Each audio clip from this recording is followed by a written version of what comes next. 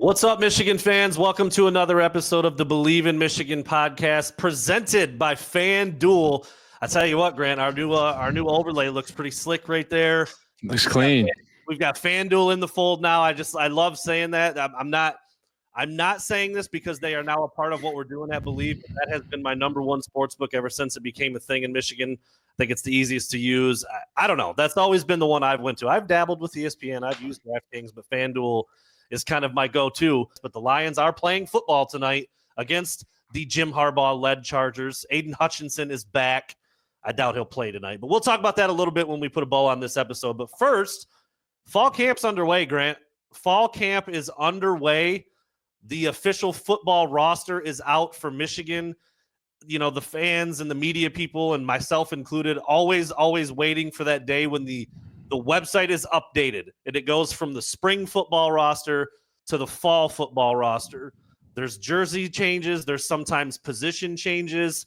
There's weight gain. There's all these things that people have to pay attention to, and we're going to throw that up right now. We're going to talk about some of these things. And as somebody who went through a jersey change while at Michigan, I want to get your insight on that and that process and what really goes into that. I know we talked a little bit about that on the intro episode. You went from number 9 to number 88, had a talk with Jake Butt about that. So I'm interested to see how that goes. But as for the guys currently at Michigan, I mean, I think the one that jumps out the most is right there at wide receiver. Donovan McCulley going from number 13 to the storied number 1 for wide receivers at Michigan.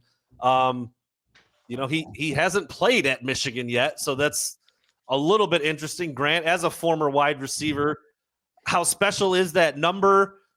Are you surprised that McCauley's going to be wearing number 1, even though he hasn't even played a game at U of M yet? Like just the initial thoughts on Donovan McCulley going from 13 to 1.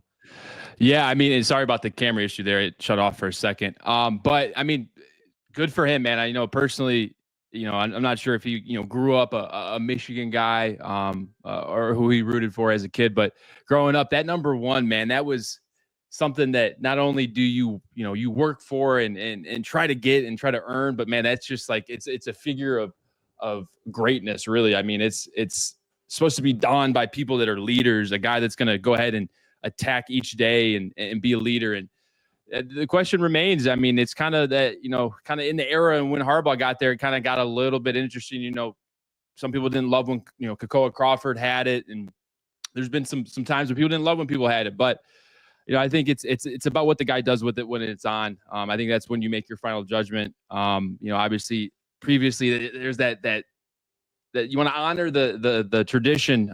But you know, things are just kind of moving in a different direction this day and age. And I wouldn't be surprised if other traditions, you know, that we see, you know, kind of start to fade away a little bit too. And you know, these recruits and these new guys that come in, you know, tend to get what they want or what they ask for. You're 100% right. I mean, it used to be viewed as like this, you got to earn it, you got to show. And you think back to some guys who have switched over the years. You know, Devin Funchess switched to it. Some people didn't love that because he wasn't overly productive and he wasn't even a true wide receiver necessarily. A kid I loved, I covered him exclusively when he was in high school, Ambry Thomas.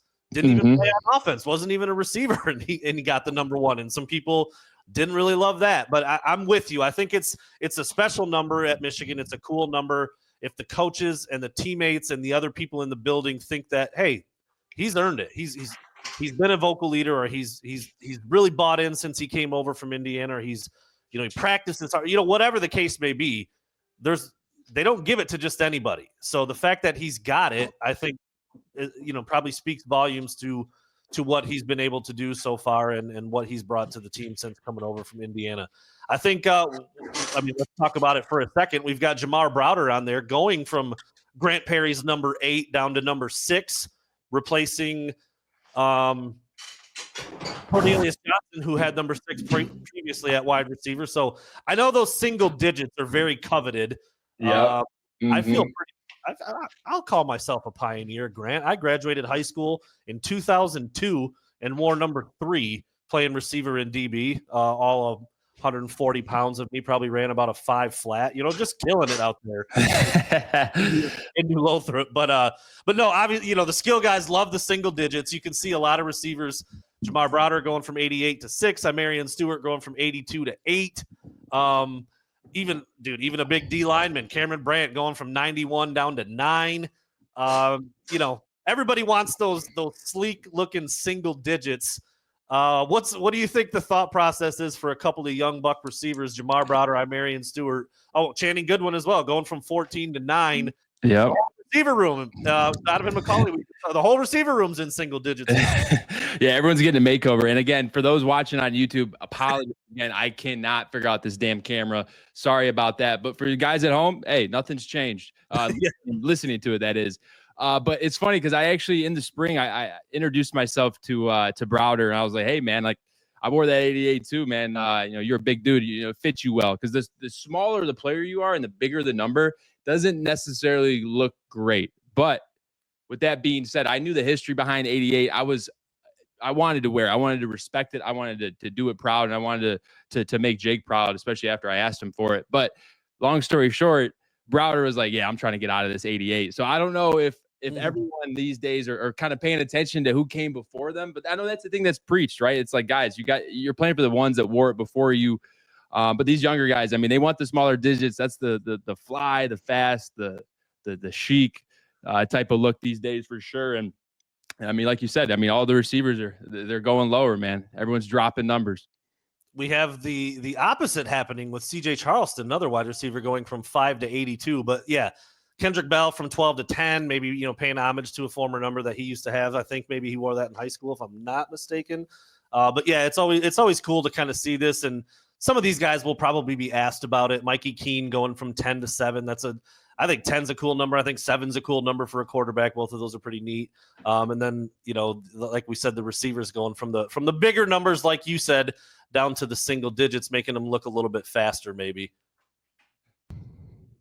Another thing, Grant, that I think is pretty interesting about these jersey number changes, you've got Rod Moore coming back from the injury and Rayshawn Benny kind of going back to their roots. You've got Rod Moore going. He was 19 when he got to Michigan. I'm assuming, as a DB coming out of high school, I don't remember what number he wore, but I would guess he was number 1 or number 2. That's the DB number when you're in high school.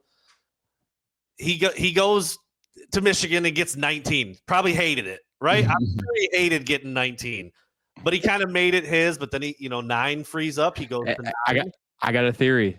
Okay, I'm all ears, and you probably have maybe some better information than me. So it's sitting right in front of us. It's pretty simple. I think it might have to do with Underwood. Interesting. Wouldn't that seem? I mean, different sides of the football. Just matching it up. Actually, I take that whole statement back. I don't know. I'm thinking Bryce and Rod play on the same damn side of the ball. It probably has nothing to do with it, but ignore that thought. Young twin, and maybe he's like, I'll take him under my wing, but maybe it's NIL. Like, hey, I want all the 19s. Like going back to 19, where he got his start. He was injured in the night. I don't know. You never know why these guys make this decision. Again, this is something we might hear about in the coming weeks as they're in fall camp, and going to be talking to some of the media people here soon. And then again, Rayshawn Benny, same type of thing. I mean, I don't remember what number he was in high school. I remember watching him, another local kid. He comes to Michigan. He's a big old defensive lineman. He's in 26, and you're probably like, why did he get 26? Like, I don't understand. Probably didn't want it, if I had to guess. Switches to 55. And now he's going back to where it all started with the 26. Grant, you switched numbers in college. Yep. And it's different for everybody. I get it. It's case by case. I mean, you hear about dudes in the pros when they get traded to another team, they'll pay $500,000 for their jersey number, dude. It's wild. Yeah. How important was jersey number to you? And do you have any recollection or stories of guys just being so into their number, or maybe the flip side where guys like, dude, I don't care. Give me a jersey. I just want to play ball. Like, I know it's very different from guy to guy, locker room to locker room, but I always find this interesting because there's clearly some reasons why these guys change numbers. Yeah. So mine was more so, I think mine kind of was more so along the lines of the totally far left field theory I just gave with Bryce Underwood. Like Donovan Peoples-Jones was top 10, commit coming in, and Coach Harbaugh was like, yeah, I mean, he's got the edge on the number just as far as like, we told him, hey, when you come here, if you come here, 9 is yours to compete for. And we set up for a competition. And, he had a great camp that year, a great freshman camp. And, he really put himself in a position to be a competitor, and he edged me out for the number. And that's when I went to 88. But I'm a guy that doesn't necessarily I don't live and die by it. Like the number wise, like growing up, like I was 1 and 11 and I wanted to be 11 at Michigan. And I know we hit this before, and obviously that number's retired, but like, man, I just want to get on that field, man. And I know some guys are different. I'm trying to think of if there's a guy that had maybe a wacky number that didn't care and was just out there playing and something strange. My mind is telling me that Jordan Glasgow maybe had a wacky number one year because he was getting on the field a lot, but like not until later in his career was he like a solidified, like solid role player. So like he was probably wearing some funky numbers in between like that freshman and junior year. That'd be my guess, but I can't think of one. Yeah, it's just an interesting thing. And like I said, I mean, there's like a famous story about Cam Newton, how he was number one, or he was number 2 in college, and then he wanted number 2, but it was Jimmy Clausen. And then so he went to 1, and then obviously like you never heard of Jimmy Clausen again because Cam Newton was a beast. But yeah, there's all these different stories about guys with their numbers. And I just looked while you were talking. So Rod Moore was number 10 in high school. So comes to Michigan, gets 19, probably wanted nothing to do with it. Rayshawn Benny was 55 in high school, which he switched to, but now is back to 26. So, just one of those things. There's a reason why they do it. It's something that's talked about every year. Macaulay getting the number 1. I know Nico Collins was supposed to get the number 1 a handful of seasons ago, and COVID kind of threw a wrench into all of that stuff. So there's always been something paid attention to with a couple of these numbers at least. Shamari Earls, the young DB, is wearing the number 2. Anytime a DB comes out there wearing that deuce, people pay attention. So it's just something that's kind of fun to talk about as we get geared up for fall camp. Something that does actually make a big difference on the field, though, just under these number changes, the weight changes. And I'm going to start right there at the top. Brady Norton, dude, up 37 pounds, bro. 37. That's crazy. Like, he was not a small man before. I mean, this is the Cal Poly transfer. Has played a lot of football. He was a coveted guy in the transfer portal. Michigan gets him. He hates Ohio State already. There's a famous quote out there. You can go check that out. Uses salty language. You got to love that. But, dude, 37 pounds? Like, how do you even do that? Man, I don't know. And if his old strength coaches at Cal Poly are seeing that, they're probably like, oh, my goodness, like, we didn't get him where we needed him to be. Man, that's crazy. 37 pounds. That's adding like a third grader to your belly. Like just eating a small child. That's you got hats off to Justin Trust, head strength coach at Michigan, and that staff. I mean, he comes from he was under Ben Herbert there when Herbert was with Harbaugh, and I've never seen anything like Herbert in the way he operates and the way his staff operates. So I know it's trickling down through Justin Tress. And I mean, these numbers are just proof in the pudding right there. And shout out Abigail O'Connor as well, feeding them boys. Absolutely. And she'd get mad at me for not mentioning her. Love Abigail. She is like a hidden gem in that building that is severely overlooked. I mean, again, I've say this a lot because I don't cover other programs, but there was a stretch of time there where almost every player I would talk to would mention Abigail. And I'm like, I don't know if the nutritionists, the meal people are mentioned like this at other programs, but she's clearly doing her part for the Michigan football team. And you see it. There's a couple offensive linemen there, linebacker, tight end, 20 plus pounds, 30 plus pounds for Brady Norton, who's probably battling for a spot along that offensive line. He played tackle at Cal Poly, but I'm certain he could probably learn the guard spot. And being up from 270, 275 up to 312 will certainly help his chances of getting on the field. And then last but not least, with these jersey number changes and the weight gain, it's Bryce Underwood, up 20 pounds, up from 208 to 228. You're now talking about a true freshman who goes 6'4", almost 230, probably can still fly if I had to guess. I mean, he's not Michael Vick fast, but he can run. There's no doubt. He's a pass first guy with plus athleticism, an absolute cannon for an arm. Excitement is through the roof. There's clips all over the internet from guys who don't cover Michigan saying this kid is different. He's going to be special. There's no way he's not a stud, et cetera. I think, people have to be excited about him being damn near 230 and ready for the Big Ten slate and his freshman campaign. Absolutely. And those 20 pounds, I mean, that's going to get him through late November, early October. Like those are the pounds that you need for those hits late in the season that just take that extra toll, right? I mean, you get a freshman, recruit 1-1 quarterback position ranked over number 1 overall, highest ranked recruit. He comes in, he's 6'4", he's 200 pounds, but he doesn't play, the whole season. What good does that do? So him being able to put on 20 pounds, and even if he loses half of a millisecond on cuts or something of that nature, I'd rather him be safe. I'd rather him extra protection, extra padding on that body, just to be able to drag him through those late, cold, games in October and November. For early enrollee guys like Bryce Underwood, I can't remember when Brady Norton got here. I think he was here early as well.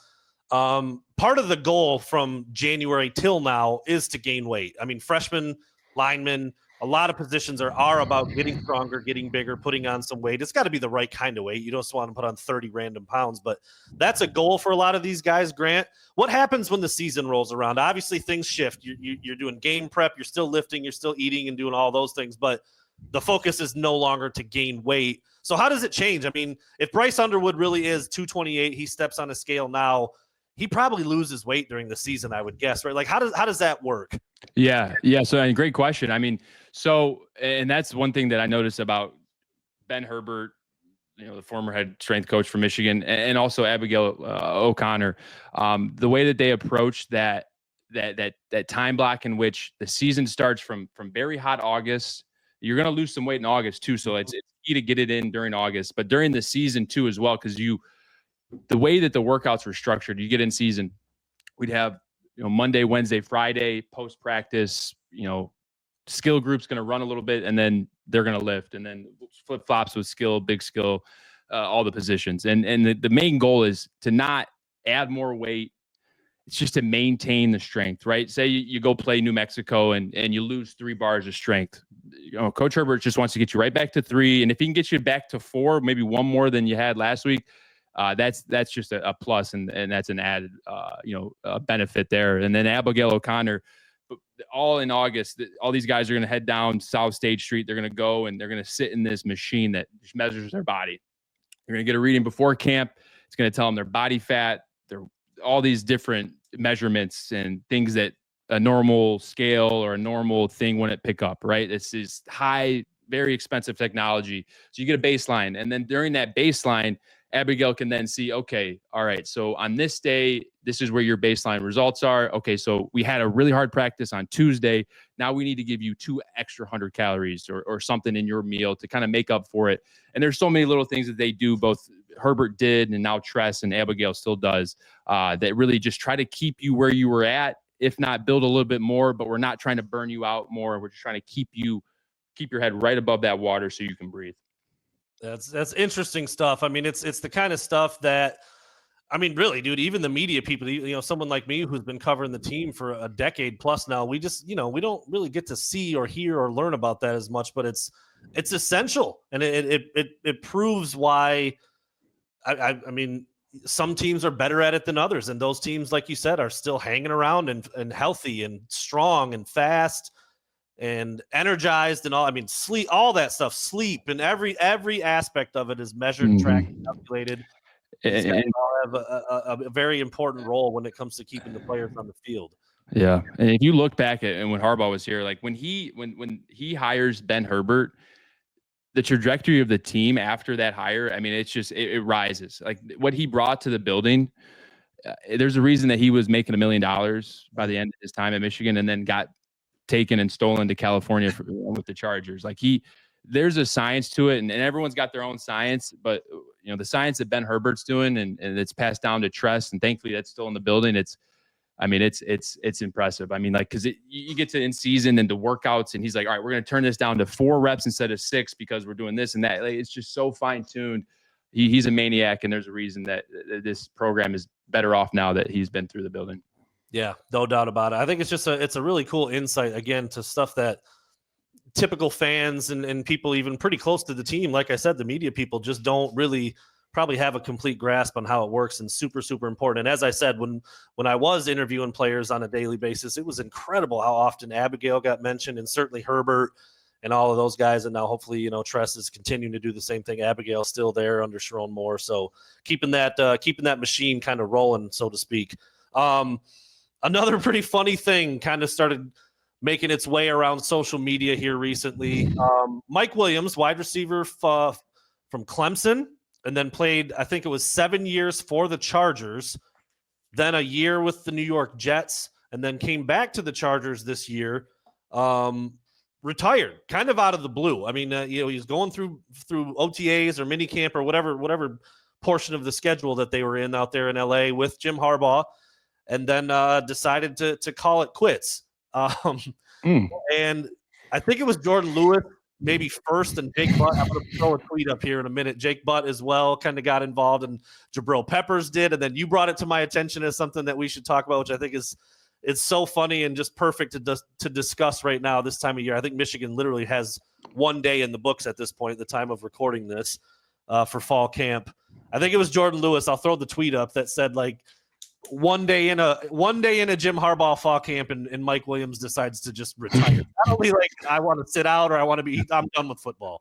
That's a great tweet. It was tongue in cheek. I don't think that's actually why. I mean, maybe it played a small role, but I just thought it was funny. So here, and then again, here's Jake Butt getting involved. So Jordan Lewis tweeted, "We did this every day, 6 days a week for a month.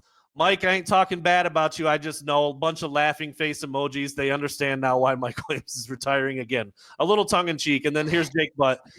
JD and I were roommates. I don't think we said more than 10 words to each other all camp. We just get in the car, blank stares, drive home, drive to practice. We were living together in the dorms, no AC. And they're both laughing about it. Obviously, Jordan Lewis is now with the Jaguars. He's made a great NFL career for himself. And if not for injuries, Jake Butt would probably still be playing as well. So I'm sure they're all having a good laugh about it. But Grant, you went through multiple Jim Harbaugh fall camps. What are they talking about here? Man, it's the tie says it all, man. Yeah, it takes a minute now. And don't get me wrong, when I talk here, it was a blessing. I enjoyed every minute of it. Maybe not when I was in it, but there's no place I'd rather be. But getting to brass tacks here, it was the hardest thing I've done probably in my life. And relative to football, obviously people in the outside world do much harder things or much more challenging things in different ways. But in my football world, this was a big wake up. Because some guys had previous camp, exposure, like Jake and Jordan. They had Brady Hoke, and now it wasn't the same experience, but they knew what the routine was and how things go in the summer and all that. But Jim Harbaugh comes around, and boy, did that culture change quickly. The spring practices, I wasn't there. Obviously, I didn't enroll early, but spring practices were a whole nother conversation that we can get to later. But these fall camp days where the time commitment was unlimited, the NCAA had no control over anything that the players could do. It was essentially, we were locked into the building all day long. We'd wake up, and you see on the schedule, it's like 6:30 to 7:30 is treatment, breakfast. And the thing about that is you see treatment, right? And you're assuming, all right, well, if you're injured, you get treatment. No, that's not how it goes. It's if you're playing, if you're on the field contributing, you are expected to be at treatment. And that treatment comes early. You got to get it in before you get breakfast, because then the day's rolling once breakfast already happens. And then you roll off to your lift. You get a good, little sweat. Coach Harbaugh likes to say we create new blood for the day. So you do that with your lift. And then the walkthrough. We do a good walkthrough in the morning. And that, you're really still in good spirits at that point. You're walking through, you're figuring out the plays and what you want to do. From that morning meeting, and then you eat, you get a little downtime, and then you go to special teams. But the whole time, you do one day, right? You do August 1st or July 31st.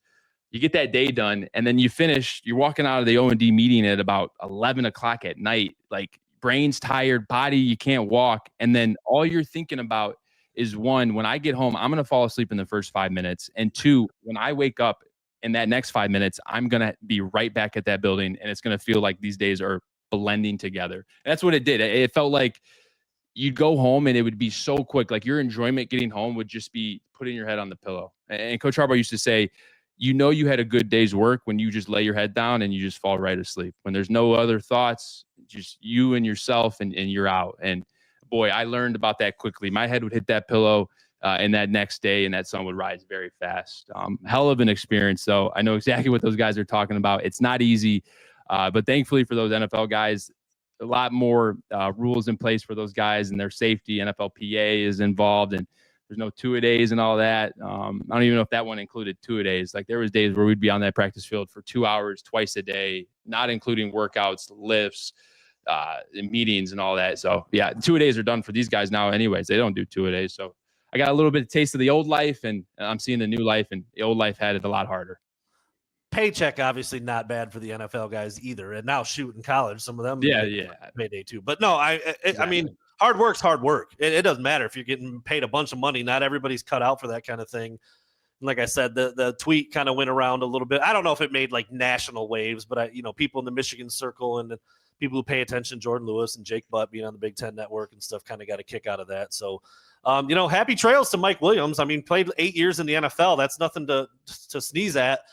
But got in camp with Harbaugh, and I guess that was it. He had enough. He wanted to ride off into the sunset and enjoy his youth. I don't know. He might just be 30 years old at this point, something like that, 30, 31, after 8 years in the league. So yeah, pretty funny thing. And I was excited. I was anxious to get your input. Having gone through, I get 4 of them, right? 4 years of that you did with Jim Harbaugh in Michigan there in Ann Arbor. So pretty interesting stuff to talk about.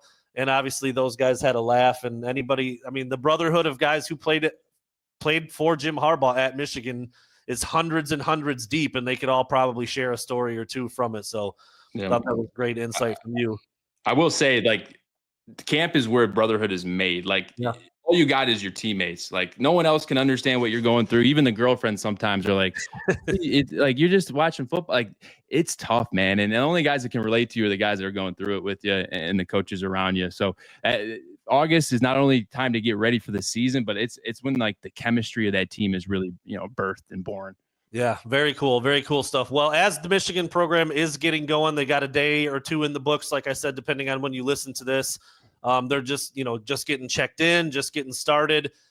We are 30 days now away from kickoff for Michigan season as we are recording this on July 31st.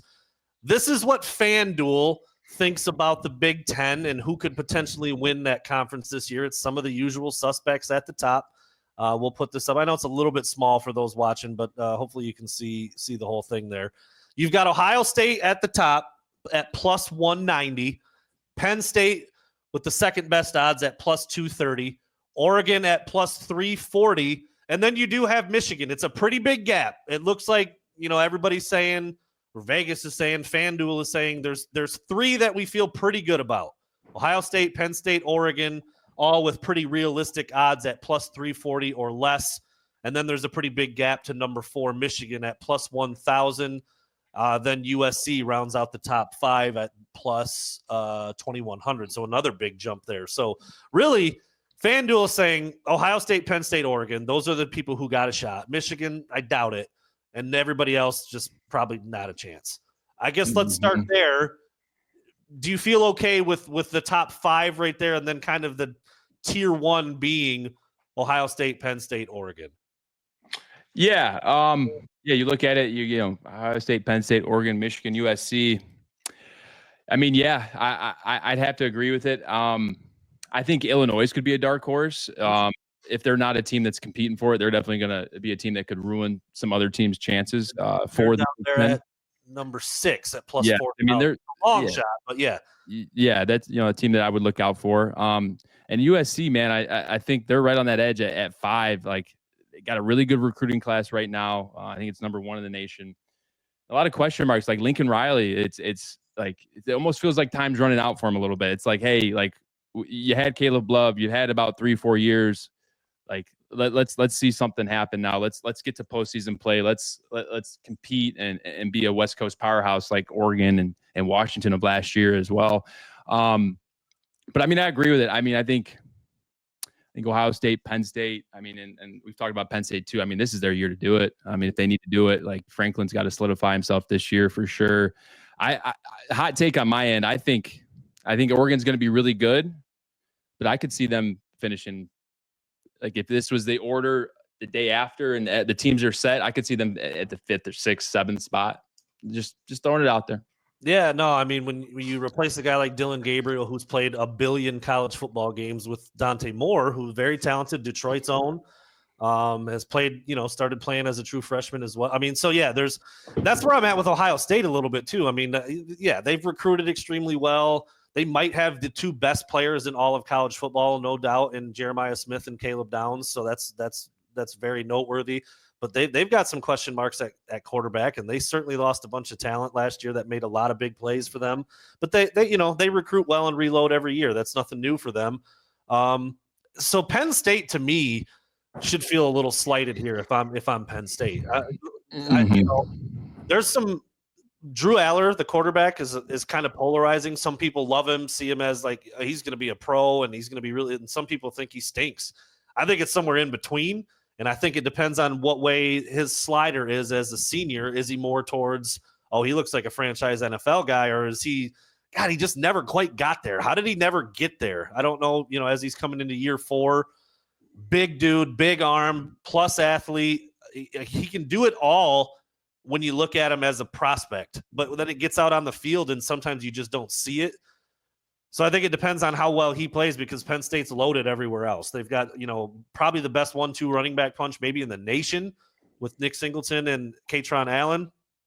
So if I'm Penn State, I feel a little slighted, but I don't hate the top tier. I don't think you can argue it much. And then I think Michigan is probably getting pretty good respect after going 8-5 and breaking in a new OC and a new quarterback. I feel like you'd have to be pretty pleased with being at. So I guess the number is, and again, these are preseason odds here in August. Fall camps just started. Plus 1,000, Grant, pretty much means that Michigan's got no chance to win the Big Ten. That's how FanDuel sees it. Is that part fair? I mean, do you see a path where Michigan is suddenly good enough to beat an Oregon, to beat a Penn State, to beat Ohio State for a 5th year in a row, by the way, and maybe win this conference with a freshman quarterback and a new OC? Yeah, I mean, looking at it from the perspective of having fun with it, I mean, who's to say Michigan gets through the first 5 games? Say they go 5-0, right? Say they get through Oklahoma, tough road game. They get through that one. They go to Nebraska. They handle business there. And then they get through that West Coast test at USC, and they're sitting at 5-0. The back half of their season, I mean, you're going to have Washington. That's going to be a good game. Michigan State, we should do our thing. It's a rivalry game, so I never want to, count them out. But I mean, if we go 5-0 and then that back half stretch of the season, if we drop one game, like we're right there. Like I can see it. That plus 1,000, you may see it as they're not going to win it. I see it as the local fan of, give me my money. I'll put that on there. Give me that times 1,000, please, on my money. I'll take it. I'll risk it. And I'd be interested to see if we had the same conversation here the Sunday after they play USC. Say they're 5-0. Say Oregon's, I don't know, say they lost to Penn State. I could see Penn State bumping up maybe over Ohio State in those first 5 weeks. I could see us moving to 3. Maybe Oregon drops to 4. I could see some change, though, in those first 5 weeks that could have Michigan even higher. I don't think it's not disrespectful. I wouldn't say it's certainly not that, but I don't think you can say Michigan has no chance. I wouldn't pick them to win the Big Ten. I wouldn't. But Bryce Underwood, when you go down this list of quarterbacks in the Big Ten, Bryce Underwood is as talented or more talented than anybody under center in the Big Ten this year. I don't think that's a bold statement. Now, I'm not saying he's going to be as good, but raw ability, raw talent, size, athleticism, arm strength, he's as good as anybody out there. Yep. He's a freshman. He's never done it. He's got, he doesn't have the world's best receiver room. I'm not knocking those guys, but it is what it is. It's replacing one of the best tight ends to come through Michigan in the last decade in Colston Loveland. So there's some things to be concerned about or that have to click. But I'm with you. I mean, I was trying to log in real quick while we were doing that. Yeah, you slap a 10-piece on Michigan to win $100. Feels pretty good.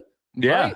Like you rode that bet out all season. You watched it prosper. You watched it almost lose at some points, right? Yeah. To Vegas. Is that where the Big Ten championship's in Vegas now, right? Is it? I don't even know if I know that. Or is it in Indy? I might have just made that up thinking it was Big Ten Media Days. Obviously, we just talked about in Vegas, but let me check. Keep talking. Yeah, no, I'm just saying you ride it out, you go through the highs and the lows, and say you come out conference championship weekend and you still got that bet riding, man. That payout one's going to be nice if you want to, ease the pain a little bit if you think that team might not win, but it'd be fun to watch it prosper and grow out throughout the whole season for sure. And speaking of betting, I'm going to get a few bets in here too. I always love getting, and this one's more so NFL, but I love getting the preseason, like this guy to have 1,000 yards or the more like, and I'm relatively new to the betting scene, but I see all these screenshots and like very like concise bets, like maybe 3 or 4 legs that you see. It's just like Jahmyr Gibbs plus 1,000 yards, Jamison Williams plus 750, like just very simple things that you're like, yeah, duh. And he parlays it and FanDuel pays him out thousands of dollars. I'm like, okay, yeah, I'm gonna do that this year. Print my little ticket. So I'm gonna do that with some conference champions. I'm gonna do that with all of them in college. And then just for the fun of it too, I think I'm gonna pick who I think is gonna win the Big Ten, and I'm gonna throw some on Michigan, of course, just to let it ride and feel something throughout the season. Well, that'll be something we can definitely discuss next week on the Big Ten show. But you're right. I mean, it's so funny, man. A buddy of mine who had never sports gambled before, and it was like he was living in South Carolina, so it's still I still don't think it's legal there. But when they made it legal in Michigan, I hit him up. He's a big NBA fan. I follow the NBA quite a bit, and I was like, bro, like you just said, dude, LeBron to do this. I pitched him like a 5 or 6 leg parlay or something that seemed pretty realistic, like it should and would hit. And I was like, you put $10 on this win, dude, you win like $800. He was like, I'm quitting my job. That's the easiest. Like, we all know it's not easy. So gamble responsibly. I feel like we should always throw that out there. But no, it is fun to look at the preseason stuff. Pick your winners. I do it with the NFL too. Pick your division winners. Yeah, that one can be really hard to do. Teams kind of, the worst to first happens a lot in the NFL type of thing. So that can be really tricky. But you're right. It is fun. And I think we'd be remiss if we didn't at least throw out there that Maryland, Purdue, and Northwestern plus 30,000 if you want to put a little cheese on one of them to win it. But call that a family feeder. You win one of those, you feed your whole family. So there's the entire Big Ten odds to win the Big Ten championship. Michigan sitting at number 4 at plus 1,000. I guess at the top of tier 2, we'll call it, because tier 1 pretty clearly looks like Ohio State, Penn State, Oregon, based on the odds, based on what they have coming back, based on how they did last year. Schedule probably factors in. I don't know their schedules off the top of my head, but there you have it for the Big Ten odds. And as we get ready to wrap up here, Grant, football is officially upon us. I called my dad today. He sang the song like he does every year. It's the most wonderful. Okay, I'm not going to sing the whole song, but football is here until we have football every weekend now until February, Grant. How does I mean that? Yeah, I'm happy. It puts a smile on my face. It never gets old. It's preseason NFL for a little while. Obviously, there's some guys trying to make teams, and it's not the stars, the who's who, but the Lions and the Chargers. So for Michigan folk, it's a big deal tonight. It's a win-win, baby. You get to see half the state gets to see their old coach, and the whole state gets to see their Lions take the field, man. It's exciting. It's always nice. Like you get these Hall of Fame games or like a random like primetime preseason game, and it happens to be the Lions. That's nice. I always appreciate that. Yes, it's preseason. None of the starters are going to play. Preseason is even less of a show in terms of the big names than it was even 5 years ago. I mean, like I don't think most teams aren't playing starters at all the whole preseason now.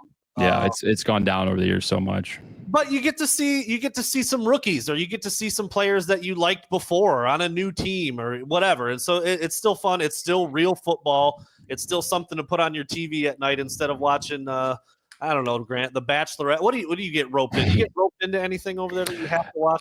I'm paying my dues right now. Yeah, I am. I'm in Love Island. I'm being a good support. But listen, it's all because she knows she's losing me here in about 3 weeks, and I'm gone until February 7th or 8th until that Super Bowl ends. Like, see ya. Like, remember when I watched Love Island a couple months back? Like, that was for this. Exactly.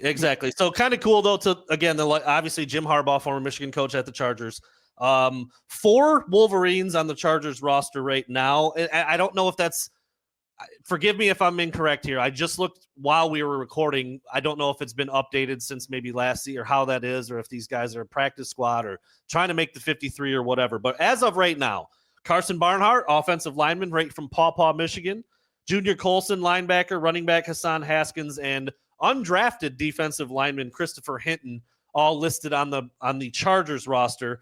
And then for the Lions, you have Ronnie Bell, RB. Speaking to Grant's heart, wide receiver, little unsung guy, just kind of reminds me of Grant a little bit.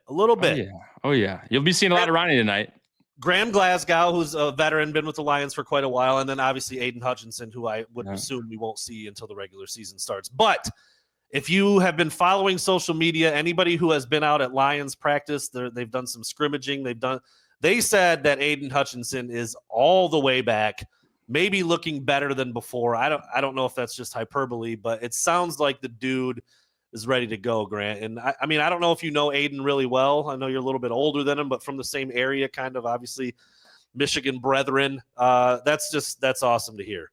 It is. And I know the Lions fans are very happy about that, getting our edge attack rusher back on the field. I mean, really just like the kind of the heart and soul of that defense is really just turned into embodied what Detroit football is all about. But there's not a guy I would rather have to come back from injury and just put my trust in him than Aiden. We saw it at Michigan. He gets hurt in that Ohio State game, comes back next year. Same thing's going to happen this year, right? They had that end of the season, kind of got popped in the mouth by Washington. Didn't love the way that ended. Kind of shocked the fan base, if you will. And I know Aiden's just working his tail off. And like you said, the reports are coming in that he's doing fantastic, and would expect nothing less from Aiden. Absolutely. It's football.